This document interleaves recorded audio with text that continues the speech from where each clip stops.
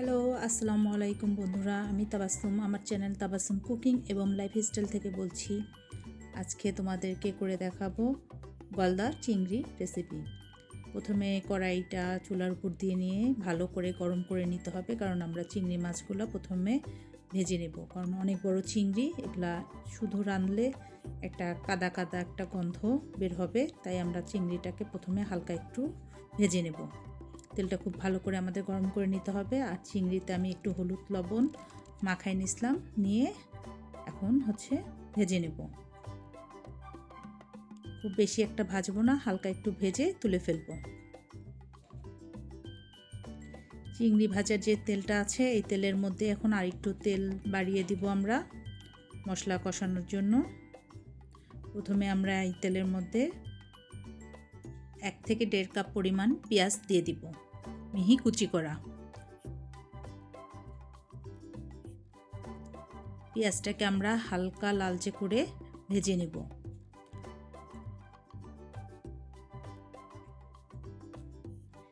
পেঁয়াজটা যখন হালকা হালকা লালচে হয়ে আসবে, তখন মিহি কুচি করা আদা আর রসুন কুচি দিয়ে দেব এর মধ্যে 1 টেবিল চামচ করে।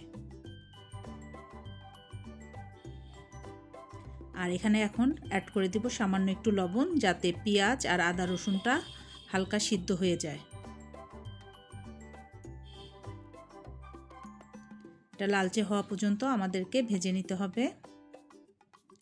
যখন হালকা লালচে হয়ে যাবে, তখন এখানে আমরা সামান্য একটু পানি দিব, কারণ এখন এখানে শুকনো মশলাগুলো দিয়ে দিব।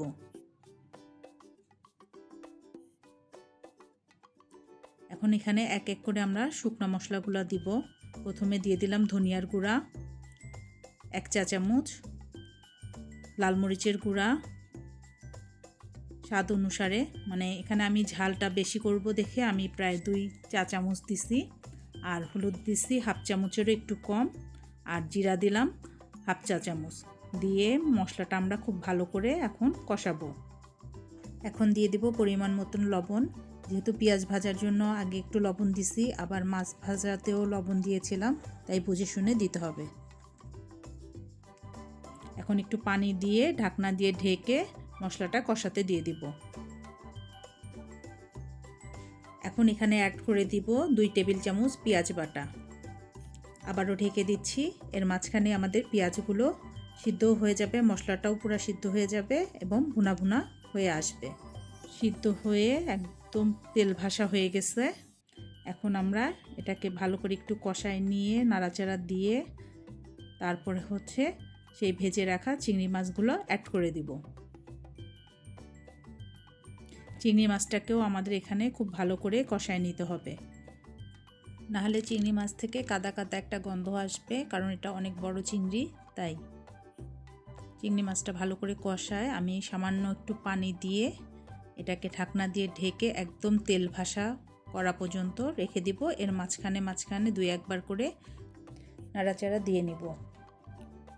সামান্য আর একটু পানি দিয়ে দিলাম, আর দিয়ে দিব কিছু কাঁচামরিচ, কারণ এটা ঝাল ঝাল করে করব দেখে লাস্টে একটু কাঁচামরিচের ফ্লেভারটা আনার জন্য লাস্টে কাঁচামরিচটা অ্যাড করে দিলাম। দেখো, আমি মাঝখানে 2-1 বার নাড়াচাড়া দিয়েও নিয়েছিলাম। একদম তেল ভাসা হয়েছে। এটা সাদা ভাত, পোলাও, খিচুড়ি বা নান রুটি সব কিছুর সাথেই খেতে দারুণ মজা লাগে। একবার হলেও বাসায় ট্রাই করে দেখতে পারো। রেসিপিটা ভালো লেগে থাকলে অবশ্যই একটি লাইক দিবে, আর আমার সাথে থাকার জন্য আমার চ্যানেলটাকে সাবস্ক্রাইব করে নিবে।